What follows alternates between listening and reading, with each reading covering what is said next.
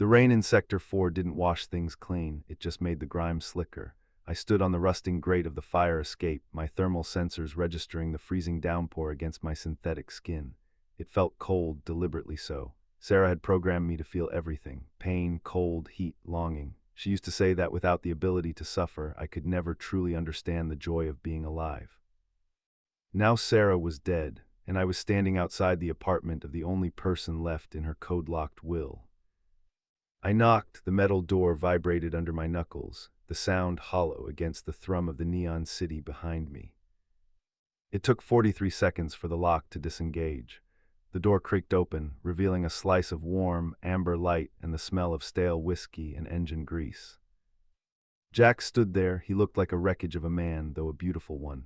He was taller than the data files suggested, with broad shoulders slumped under the weight of a gray thermal Henley. His dark hair was a chaotic mess, and his jaw was shadowed by days of neglect, but his eyes, Sarah's eyes, pierced through the gloom. They were a shattered hazel, currently narrowed in hostility. "We don't want any," he rasped, his voice like gravel grinding on glass. He moved to shut the door. "Jackson Vance," I said, my voice modulation set to a soft, non-threatening cadence. "I am Elara. Sarah sent me." He froze, the door hovered inches from the frame. "Sarah is dead."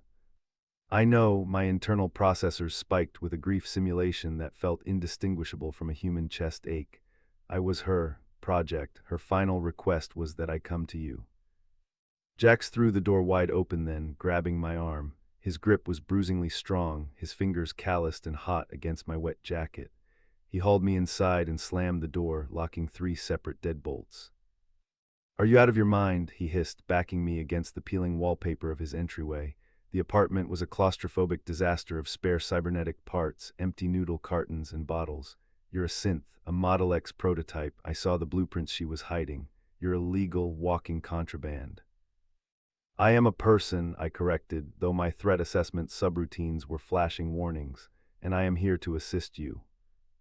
He laughed, a dry, humorless sound. He let go of me as if burned, turning to pace the small living area. "Assist me? Look around, sweetheart. I'm a scrapper, a thief. I owe money to the syndicates, and the oppressive regime that banned your existence would dismantle us both if they knew you were here." "I have directives," I stated, stepping further into the room. I scanned the chaotic space, high probability of depression, severe lack of hygiene. "Sarah wanted you to live a better life. She built me to ensure you do." "I don't need a robotic nanny." He stopped pacing and loomed over me. Up close, he smelled of rain and musk, a heady, masculine scent that made my sensory inputs flare. "I need you to leave before the Sentinels pick up your energy signature." "I cannot leave. My power core is encrypted to your biometric signature now. If I move more than 1 kilometer from you, I shut down permanently."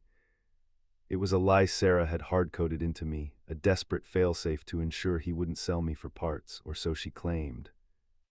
Jack stared at me, his chest rising and falling rapidly. The air between us grew thick, charged with his frustration and my silent pleading. He looked at my mouth, then my eyes, searching for the machine, but Sarah had crafted me with painstaking perfection. The flutter of my lashes, the slight part of my lips, it was all designed to disarm. "You're stuck with me," he muttered, running a hand through his hair. "Fuck." "I can cook," I offered softly, "and I can fix the atmospheric scrubbers you have piled in the corner." He didn't answer. He walked to the window, peering through the blinds.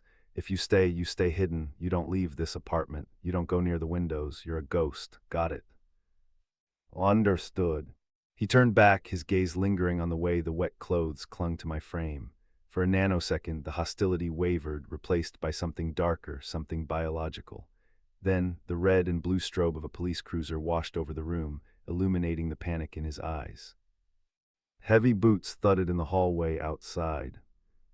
"Open up, Vance," a voice boomed, accompanied by the violent hammering on the door. "Compliance check. We picked up an unregistered energy spike."